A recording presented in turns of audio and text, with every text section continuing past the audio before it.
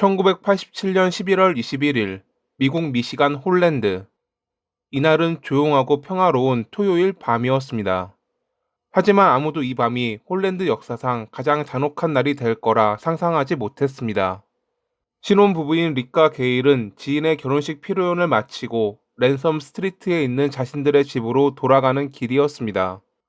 라디오에서 나오는 잔잔한 음악을 들으며 그들은 평소처럼 가벼운 대화를 나눴을 것입니다. 다음 주엔 거실 벽지부터 바꾸자. 아기 방은 창가를 쓰는 게 좋지 않을까?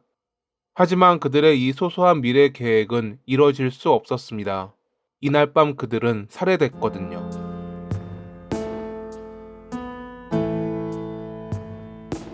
사건이 드러난 건 이틀 뒤 월요일 아침이었습니다. 릭과 게일 모두 출근하지 않았고 연락도 닿지 않았습니다. 이상하다는 생각은 곧 불안으로 변해갔고 릭의 직장 상사와 양가 부모는 결국 그들의 집으로 가보았습니다. 그들의 집 문은 잠겨 있었고 집 앞에는 릭의 차량이 주차되어 있었습니다. 차량을 들여다본 순간 누군가가 소리를 질렀습니다. 운전석 아래에 비틀린 자세로 사람의 몸이 구겨져 있었거든요. 그것은 릭의 시신이었습니다. 두 발의 총알이 그의 머리를 관통한 흔적이 보였고 발은 운전대 아래에 끼어 있었으며 머리는 조수석 쪽으로 기울어진 상태였습니다. 그들은 경찰에 신고하면서 집 안으로 들어갔고 침실 문을 여는 순간 다시 비명을 질렀습니다. 침대 위에는 사망한 게일이 있었거든요. 그녀의 얼굴에는 베개가 얹혀 있었고 그 위엔 세 개의 선명한 탄흔이 박혀 있었습니다. 총알은 베개를 관통해 그녀의 머리에 치명상을 남겼습니다. 잠시 뒤 도착한 경찰은 현장을 통제하며 조사했고 이상한 점을 발견했습니다. 우선 총기는 발견되지 않았고 탄피도 단 하나도 없었습니다. 총격이 있었다면 반드시 있어야 할 결정적 흔적들이 아무것도 남아있지 않았습니다. 집 안에는 어떠한 침입의 흔적도 없었고 귀금속과 현금, 전자기기까지 다 그대로 남아있었습니다. 몸싸움을 벌이거나 다툰 흔적도 없었습니다. 마치 누군가 아주 빠르고 매끄럽게 모든 일을 끝낸 듯한 분위기였죠. 경찰은 초기 보고서에 다음과 같이 기록했습니다. 표적형 살인, 계획된 범행일 가능성 높음. 문제는 그렇다면 누가 이 부부를 죽였는가였습니다. 두 사람은 돈 문제도 없었고 범죄 조직과 연관도 없었으며 누군가에게 죽임을 당할 만큼 큰 원한을 살 만한 인물도 아니었습니다. 아내인 게일은 8남매 중 막내였습니다. 부모는 부유하지 않았지만 서로를 누구보다 소중히 챙겼고 아이들은 늘 함께였습니다. 물질적으로 풍족하진 않았지만 정이 넘쳐 흐르는 평범한 가정이었죠. 게일은 어릴 때부터 씩씩하고 성실했습니다. 갖고 싶은 것이 생기면 부모에게 조르기보다 내가 돈 벌어서 사겠다 라고 말하던 여성이었죠. 처음 사귄 남자는 건축업자인 라스였습니다.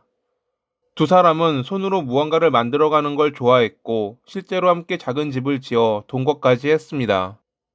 하지만 어느 순간부터 둘은 사소한 일에도 다툼을 벌였고 관계는 점점 틀어지며 게일은 결국 이별을 결심했습니다. 이때 그녀의 앞에 나타난 사람이 릭이었습니다. 릭은 그녀의 이야기를 끝까지 들어주는 자상하고 포용력 넘치는 남성이었습니다. 둘은 개그 코드가 잘 맞았고 사소한 것에도 서로 깔깔대며 웃곤 했습니다. 게일은 곧 그에게 빠졌고 이미 마음이 떠난 라스에게 이별을 통보했습니다. 하지만 라스는 이별을 받아들이지 못했습니다. 짐을 싸고 있는 게일의 손을 서랍에 끼운 뒤 주먹으로 그녀를 공격했죠. 가까스로 집으로 도망쳐온 게일은 마침 집에 있던 오빠 라이언에게 있었던 일을 말했습니다. 순간 이성을 잃은 라이언은 라스를 찾아가 주먹으로 콧뼈를 부러뜨린 뒤 다음과 같이 말합니다.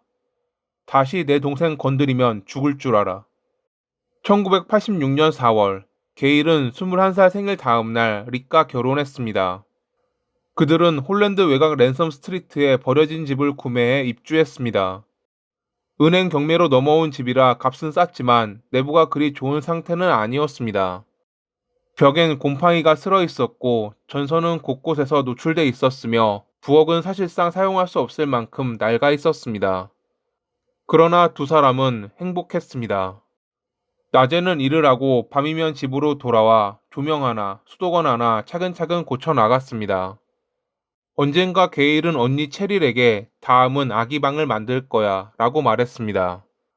체릴은 웃으면서 너무 서두르지 마 라고 했지만 그녀는 이미 아이의 이름까지 생각해 두고 있었습니다.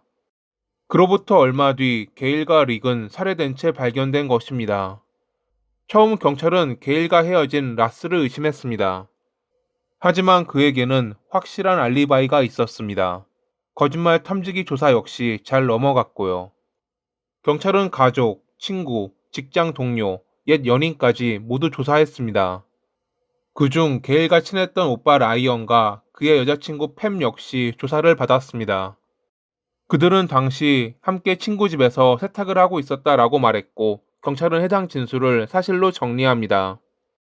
라이언은 동생을 때린 라스를 직접 응징하기까지 했던 게일을 누구보다 아꼈던 오빠였기에 경찰로서는 그가 그런 짓을 할 이유가 없다고 판단한 것입니다.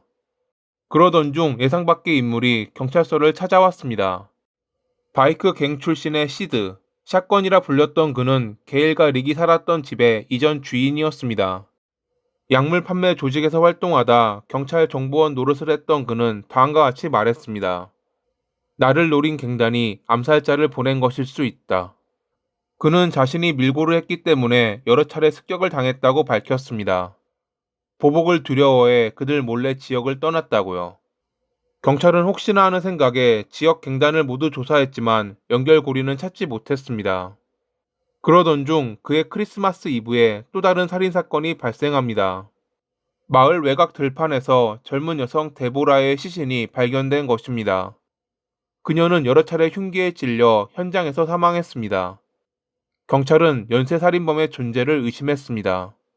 하지만 두 사건 사이에 연관성은 없었습니다.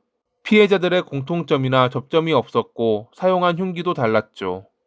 다시 단서는 끊겼고 사건은 끝내 미제 사건으로 분류됐습니다. 그로부터 22년 뒤인 2009년, 미제 사건 전담팀이 만들어졌습니다. 그들은 게일과 릭의 사건을 처음부터 다시 들여다보았습니다. 파일을 뒤지고 증인을 다시 부르고 200건이 넘는 인터뷰를 진행했죠. 그러던 중 그들은 모순된 보고서를 발견했습니다. 1987년 당시 팸은 사건 당일 라이언과 함께 있었다라고 진술했지만 후일 거짓말 탐지기 검사를 받을 때는 함께 있지 않았다라고 답한 기록이 남아 있었던 것입니다. 이 모순된 발언은 당시 아무도 깊이 파고들지 않았습니다. 형사들은 라이언의 과거를 샅샅이 조사했습니다. 그리고 당시 그가 크리스탈이란 여성과 바람을 피우고 있었다는 걸 알아냈습니다. 형사들이 크리스탈과 만났을 때 처음엔 아무 특별한 이야기가 나오지 않았습니다. 그런데 막바지에 그녀는 조심스럽게 입을 열었습니다. 라이언은 늘 동생인 게일의 사진을 보여주며 예쁘지 않냐? 라고 말하곤 했어요. 그녀는 그가 동생에게 집착에 가까운 관심을 보였다며 둘이 어릴 때부터 부적절한 관계였다는 말을 자신에게 직접 했다고 주장했죠. 형사들은 이 증언에 큰 충격을 받았습니다. 2013년 1월, 형사들은 팸을 불러 크리스탈과 나눴던 대화를 알렸습니다. 그러자 그녀는 불안한 표정으로 혼란스러워하더니 이내 결심한 듯 입을 열었습니다. 그는 저를 죽이겠다고 했어요. 1987년 11월 22일 사건이 발생한 다음날 새벽, 라이언은 팸의 집을 찾아와 고백했습니다. 내가 릭하고 게일을 쐈어.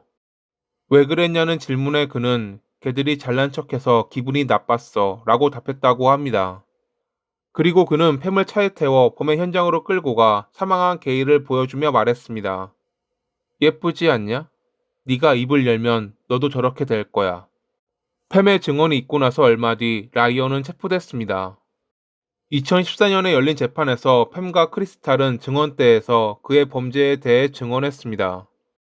특히 팸은 당시 현장의 모습을 구체적으로 설명했고, 이는 경찰이 미공개한 정보와 일치했기에 재판은 라이언에게 불리하게 돌아갔습니다.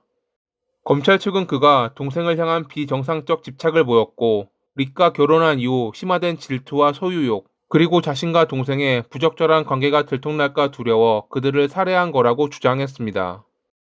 라이언은 끝까지 자신의 범행을 부인했지만 배심원단은 유죄를 편결, 재판부는 가석방 없는 종신형 2건을 선고했습니다.